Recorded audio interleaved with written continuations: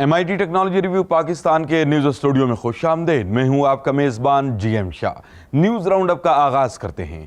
Bulletin کے آغاز میں آپ کو بتاتے ہیں کہ وزیر اعلیٰ پنجاب شہباز شریف کے پروگرام ای روزگار سینٹر کا افتتاح جہلم میں کر دیا گیا۔ اس سینٹر کو University of Punjab Jhelum campus میں قائم کیا گیا ہے، جہاں پنجاب انفارمیشن ٹیکنالوجی بورڈ کے چیئرمین ڈاکٹر عمر سیف نے اس کا افتتاح کیا۔ اس سینٹر کے ذریعے نوجوانوں کو انٹرنیٹ کے ذریعے روزگار حاصل کرنے کے لیے مفت ٹریننگ دی جائے گی۔ اور اب کچھ بات ہوائی سفر کے حوالے سے ہو جائے۔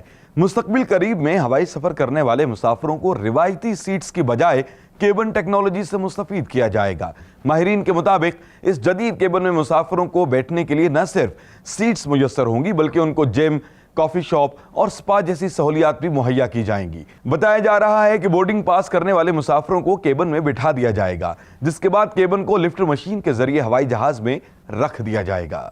اور اب بلیٹن کے آخر میں آپ کو بتاتے ہیں کہ امریکی ماہرین نے ایک ایسی ڈیوائس تیار کی ہے جو آپ کے تیسرے انگوٹھے کے طور پر کام کرے گی۔ اس ڈیوائس کو کنٹرول کرنے کے لیے اس پہ پریشر سینسر جیسی جدید ٹیکنالوجی کا استعمال کیا گیا ہے، جس کو پاؤں سے منسلک کر دیا جاتا ہے۔ ماہرین کے مطابق اس ڈیوائس کا مقصد انسان کی قدرتی صلاحیتوں کو بڑھانا ہے۔ اس کے ساتھ ہی MIT ٹیکنالوجی ریویو پاکستان کے نیوز اسٹوڈیو سے اپنے میزبان GM شاہ کو اجازت دیجیے۔ اللہ نگہبان۔